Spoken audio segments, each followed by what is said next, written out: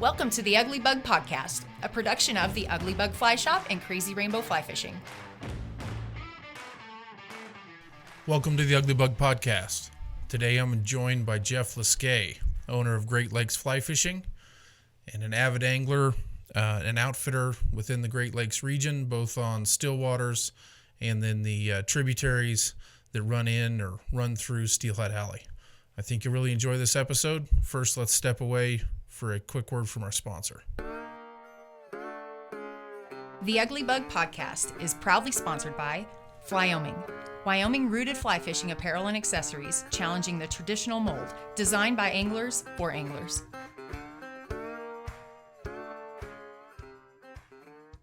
Jeff, thanks for joining us. Yeah, thanks for the invite for sure. Yeah, no problem. A pleasure to have you on.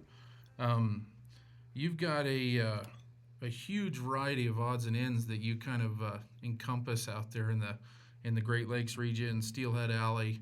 Looks like you target a ton of different species.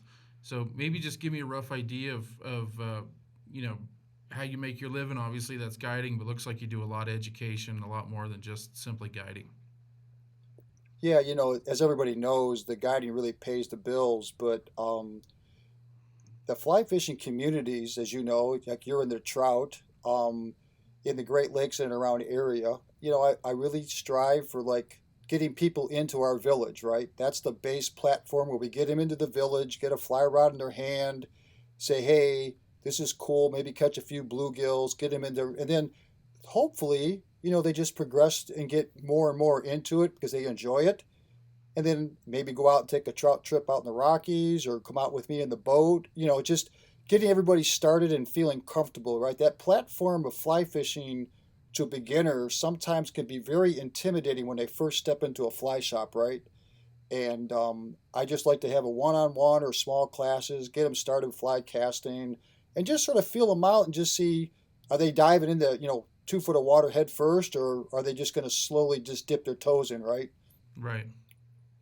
So Yeah. how many days a year are you still guiding specifically?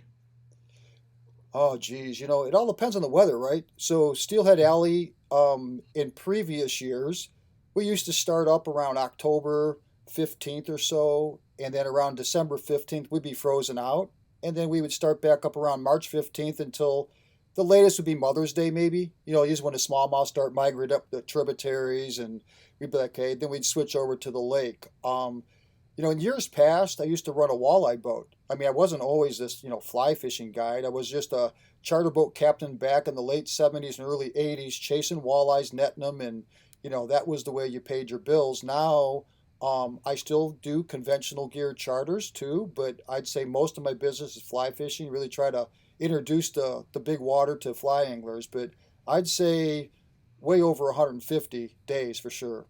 Yeah. If I can get the weather, but hopefully 200. Yeah. Well, I feel you there out here in Wyoming. I assume you're probably dealing with a pretty substantial storm right now, or just on the front end of it. We're getting the brunt of it today, so it's probably hitting your Yeah. direction. Yeah, whatever you get, I get a little bit later, right? Oh, it's pretty gnarly around here right now. So Yeah. yeah. So you mentioned the big water stuff. You're obviously on multiple different lakes. Is there one specific that out of all the Great Lakes that you tend to spend more time on, or is it kind of a mix?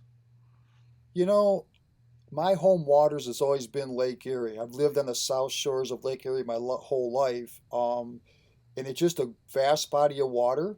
And I really, really enjoy fishing the western end.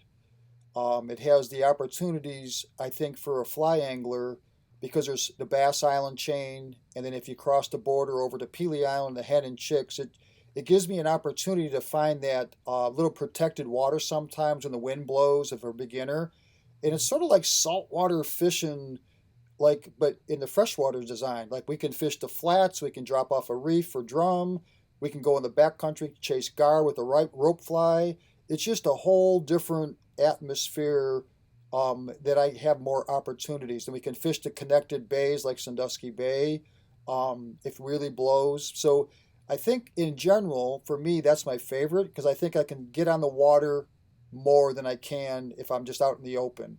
Um, Lake St. Clair, though, is the diamond in the rough. Like if you're looking to chase the muskies or like super clear water for smallmouth and bass sight fishing, you're not going to beat Lake St. Clair. It just got shallow water, average depth 11 feet.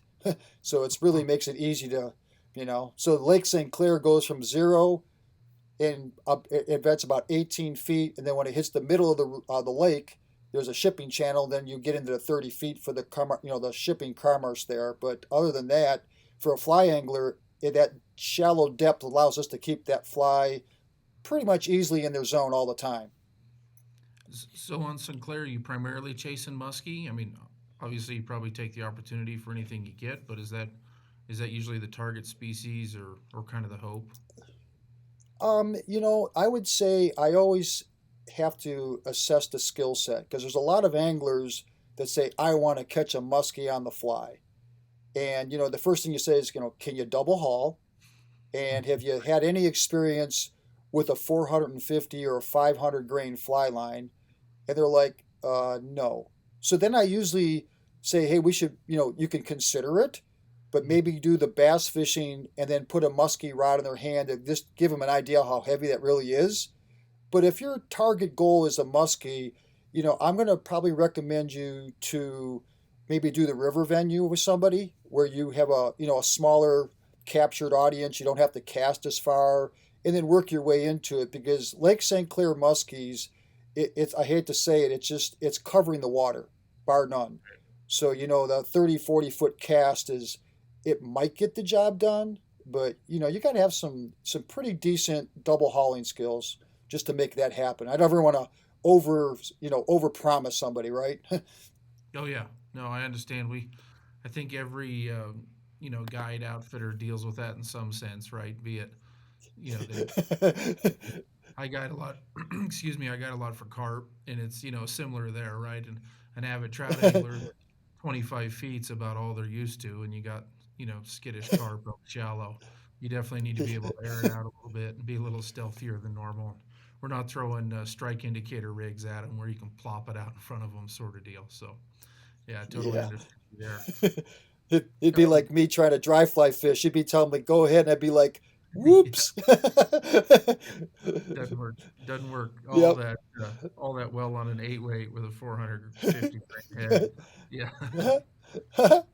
So obviously, like doing a little research for this, I'm just fascinated by the amount of just the amount of species in general, right? You've got opportunity at just a wide array of target species or opportunistic species. Some that I assume are incredibly difficult at times just because they're you know picky by nature, much like carp and buffalo head can be, and oddly opportunistic, but yet super picky and skittish at times. So, I how do you approach a day when in theory you don't actually know what you're getting into? I mean, you have a rough idea, but as far as different species, you got to have a giant you know broad box utility sort of equipment set up, right, to make it all work. I do. So I run a 22-foot Ranger. I got the big, fast, glittery bass boat type deal, but this is the deep V walleye boat. It allows me to get through some rougher water to get to protected waters. But so I always ask what their wish list is and their goals. Like, is it going to be a carp on the fly? Is it going to be a drum? Is it a walleye? And that is going to be the targeted goal. But then as the day progresses, and if I see opportunities arise, like we're cruising by a bay and I just say, hey, let me go check this out, and we go in there and we see some carp working up on the beach, I'm gonna say, hey, let's give these a shot. So I sort of approach it as the day unfolds. And it's like any body of water. When you get water working over reefs or you get wind blowing on a point, I usually just make that mafia drive by with the boat to see if that flat's got a bunch of bass on it or whatever. But there's always a primary goal what we want to work on, and then from there we can deviate very quickly. Like if the wind's blowing, we might have to go in the back country doing poppers for largemouth. But in general, my average day port to port is over 50 miles. So I cover a ton of water. If the winds keep me within a protected harbor or within a bay or something, say Sandusky Bay, I'll bet you it's still over 10 miles round trip because I cover, like anybody else, it's bold for us to say that we want these fish to bite when we're there, right? So we have to sometimes bop around quite a bit and be versatile to find those active fish a lot of times. But that's my main goal, though. I'd have to say I like to see the fish eat. So if I had my choice and you said, oh, it's a guide's choice, I would probably stay shallower up on the flats and just power fish, streamer fish across the flats because you can catch an array of things, but it's pretty cool to be out in the middle of nowhere and you see a school of freshwater drum, feeding and you're casting to them like permit. It's pretty cool to see. Yeah, I can only imagine. Yeah, well, being a kind of goofy carp angler that I am, the drum intrigued me as well, right? And we just don't have much opportunity around here for them, but the chances I do get to chase them, I'm in. They intrigue me much like carp, and their behavior and the way they behave and act all the time is, oddly erratic and yet kind of makes sense. But is often befuddles me, right? It really confuses me. That's how they can be somewhat easy to catch one day and then incredibly difficult the next. Right, them carp, you can see a bunch of them, and you get their disposition sort of dialed in, and I'm sure you experience it's just like, oh, I've seen this, and then all of a sudden it's like they're not biting. No. It's like give up. Yeah, they can be goofy, really goofy. So let's jump over real quick to your steelhead stuff. So it looks like you spend a fair bit of time in Steelhead Alley area. You're always or you obviously are known for your two-handed stuff as well. Um, walk me through what kind of river systems you're fishing there, or where you're normally at, or kind of how you move about through that system. Yeah, yeah. So in the whole South Shores of Erie, they're all runoff rivers, as everybody knows. So you're at the mercy of that, the up and down yo-yo of these rivers. Hmm. So, anybody who's successful and all the young guides and all the guides that work this area, we're at the mercy of like that dropping water. So when the one blows out, and the other's coming down sooner, we're just playing the musical shell game of finding that water that's receding with enough visibility that we can get in there and safely too, right? You don't want to be there and it's, too high for your customers, but and I would say in general, rule of thumb is that we usually start on the eastern end of, the eastern end streams of Steelhead Alley. They clear quicker.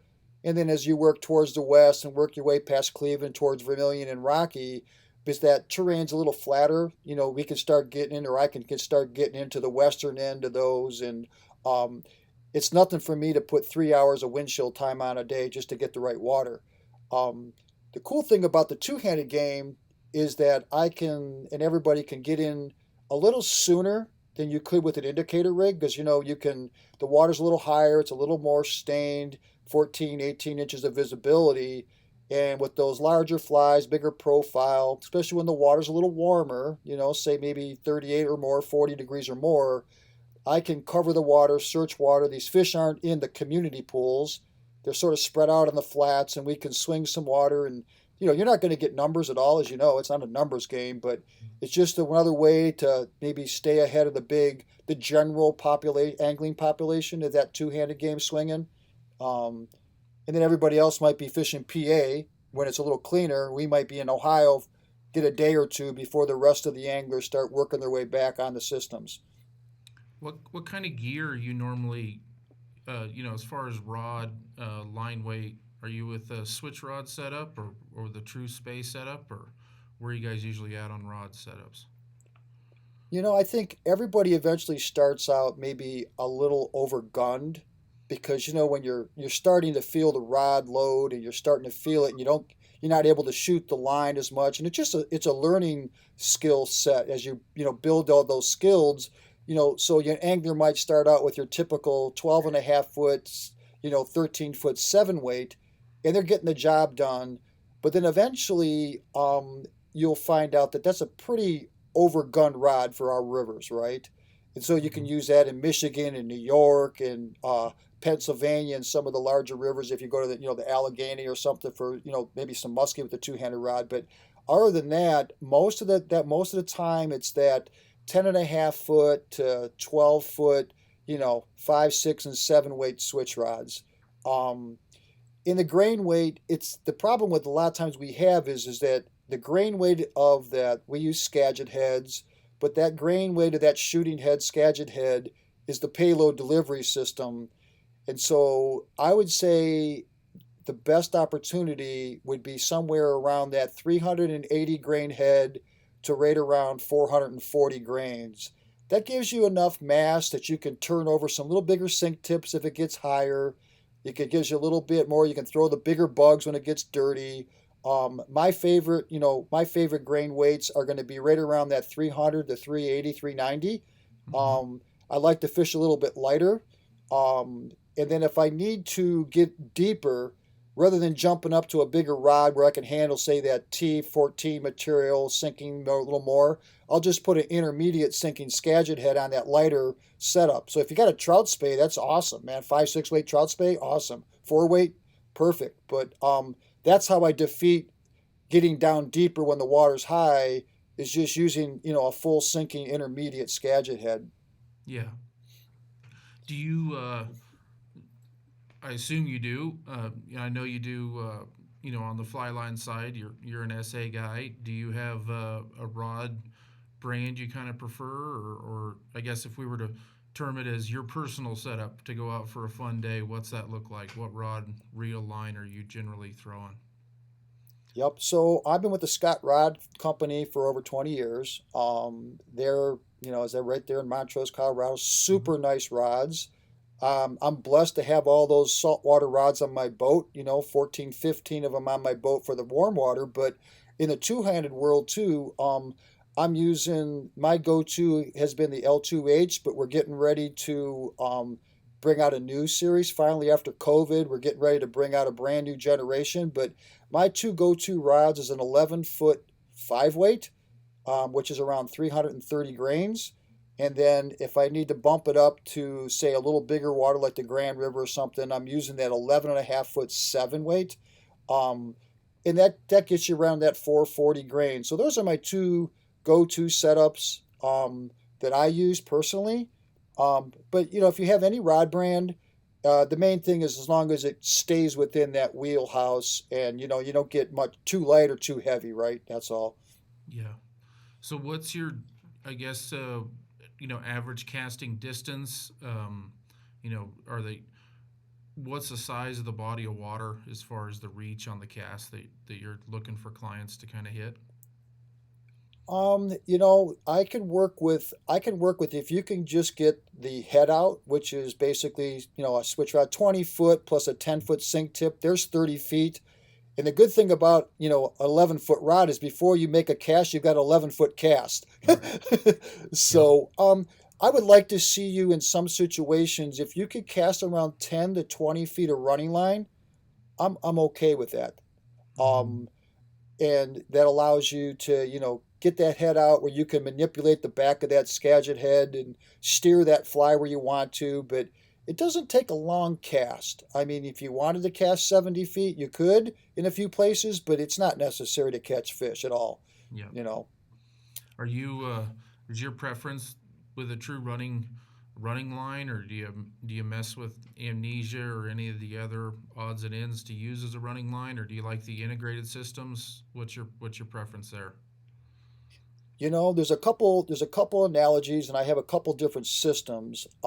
My preferred one on my lighter setups, on my 4 and 5 weights, I like the integrated running line because that allows me to strip swing. Like a lot of times, if you're casting really close, I don't have to deal with the loop to loop system at my rod tip, or I don't have to worry about a client if a fish the head gets inside the rod tip and that fish wants to make a drastic run, it won't get caught on that connection there. And there's tricks you could put some shrink tubings on that connection to make it a smoother transition. But that would be my go-to for my lighter, because a lot of times, um, just like trout spay fishing, we can animate the fly, but warmer water temperatures sometimes, I might start out short and I might start long, but there might be times I might only want to fish just, maybe only two-thirds of the head out. Um, if I step into the wintertime, though, I do like to fish the mono running line. It's harder to hold, but it doesn't hold the water that gets your gloves or your hands really super wet. It's a little bit of a challenge because, as you know, monofilament has memory, um, but it does offer me that position in the wintertime that I can. It's difficult to hold, but it doesn't keep my gloves and it just keeps my hands a little drier.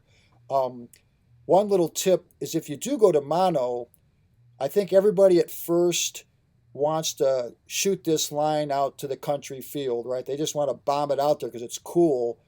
But in reality is you have to have enough diameter of a monofilament to actually hold back that shooting head to perform that cast where the bottom leg doesn't, kick out. Or a lot of times you'll have a really thin mono, like say 25 pound, and you've got say a heavy grain weight head. You can cast it, but you make your cast and it hits that back of the reel and it springs back and it's not a good fishing tool. So rule of thumb, I generally like to stay around 42 pound pet test, and that's in and around that 400 to 330 grain. That it has enough friction to hold it back. It gives you a little diameter to hold.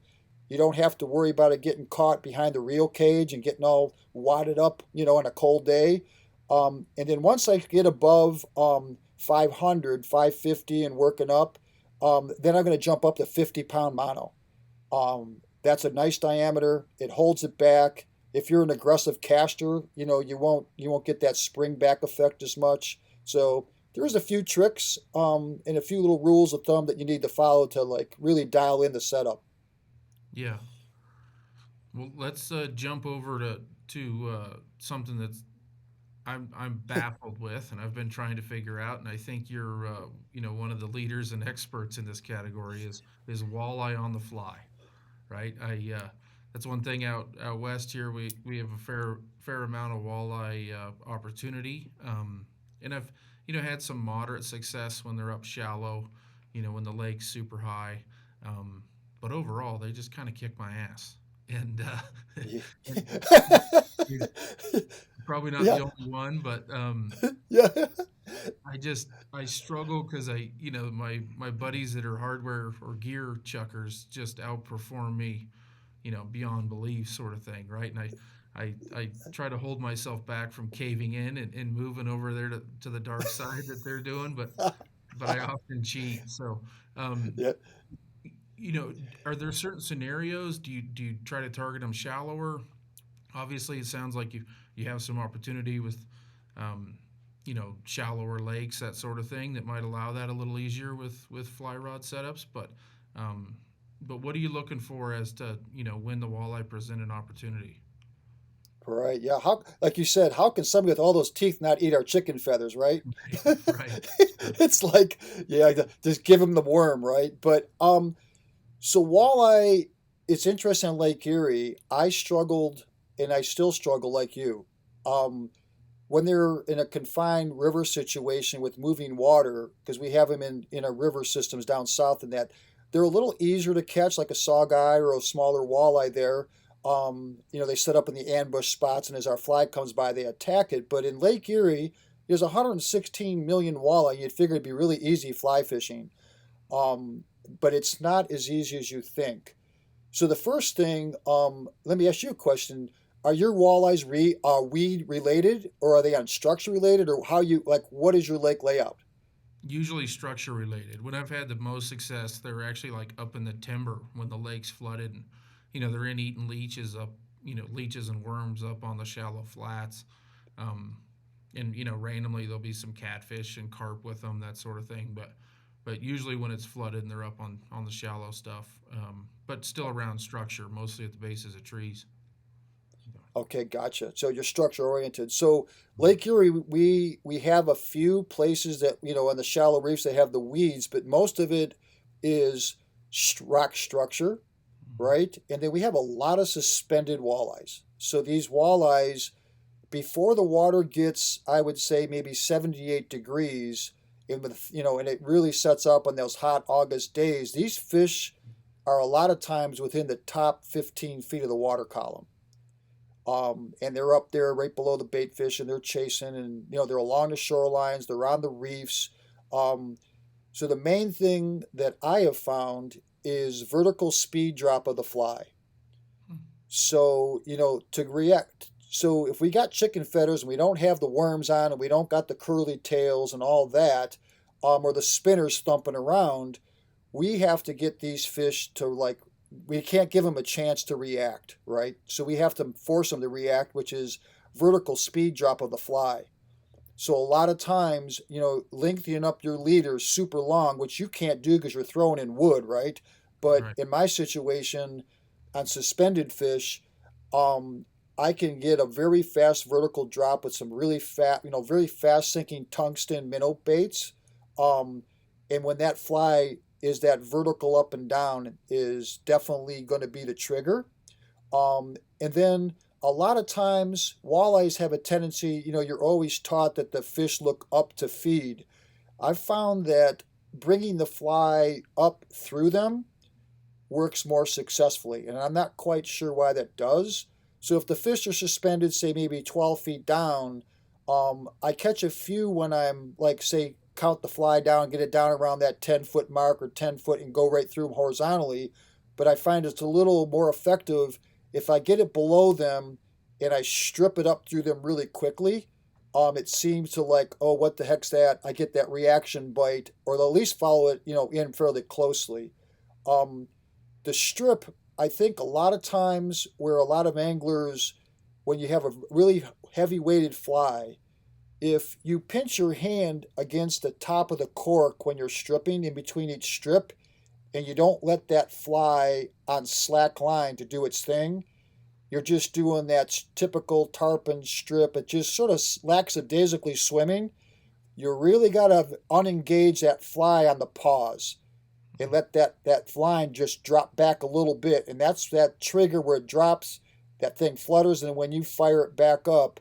So that magic key of strip I found is very, very important compared to all the other game fish combined. Those are fairly predictable with some of our normal strip pauses, but that cadence of that, how you strip the fly, very vertical more than horizontal for walleyes. That's sort of how I've really unlocked it too. And now with modern electronics, I mean, you can drive right up to them, find a school. If they're not following, see them on the side, scan, live scope. If they're not following, I'm going to keep changing flies until I get at least some activity, right?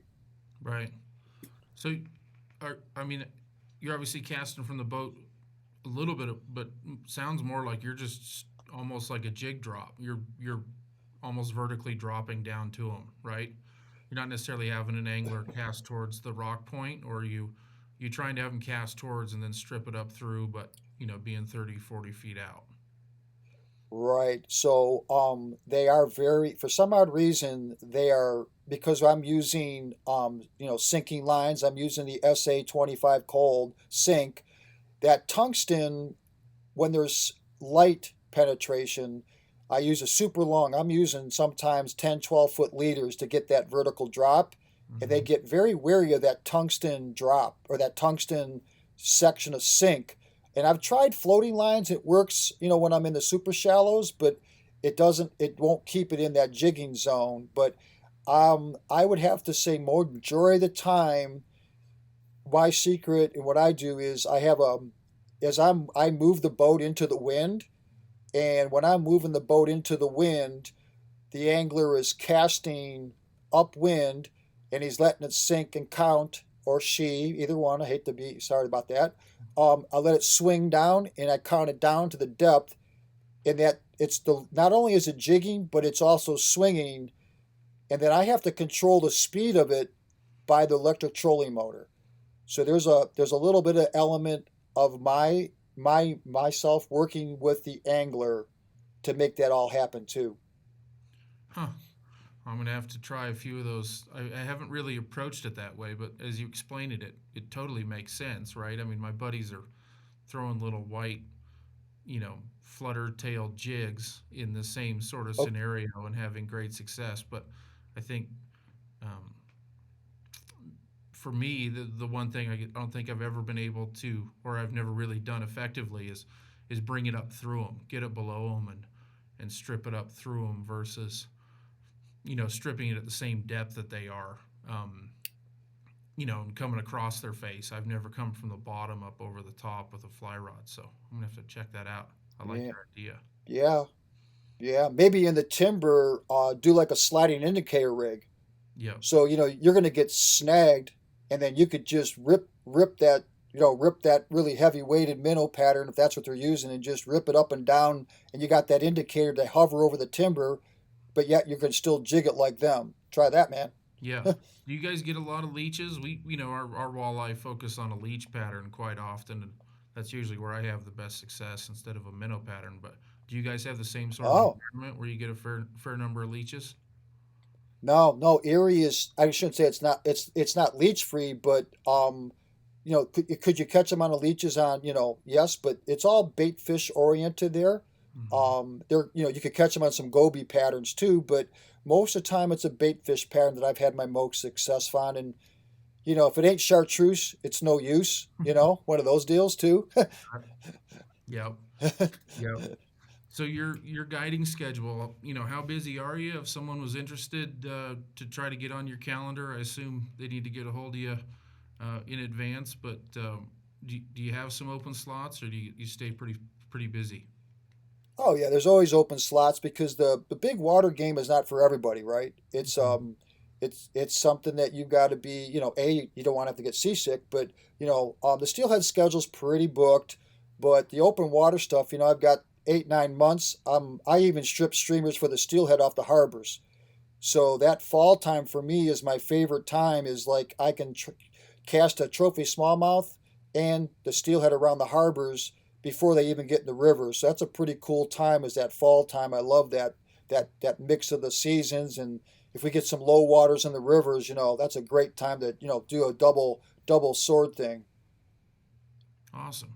So if people were interested, how do they go about, where can they find you? What's the easiest way to connect with you? Yeah, I own Great Lakes Fly Fishing. If you just go to greatlakesflyfishing.com, fly fishing's one word, you'll see my website there. And if not, it is jeffliskay@gmail.com. That's just as easy too, man. Awesome. Well, thanks for joining us, Jeff. If you ever get out Wyoming way, we'd love to show you around central Wyoming and uh, go chase some carp, or maybe you can give me some tips on the walleye that we got. But we'd love to have you out here. Man, I love to do the walleye carp thing. The trout thing, I'm not much of a trout angler. I don't even know how to fish for trout, I don't think, but I Well, tried. But I love the other stuff. It'd be pretty cool to see. we're fortunate enough here we can strip some big streamers and find some big fish. I'm pretty at home with that. So Okay, thanks, man. awesome. Thanks, Jeff. Take care. You too. Yep. Thank you for listening to the Ugly Bug Podcast. If you've enjoyed this episode, please consider subscribing and leaving a review on Apple Podcasts and Spotify. If you have questions or feedback, reach out to us via email at info@uglybugpodcast.com or leave a comment on our social groups.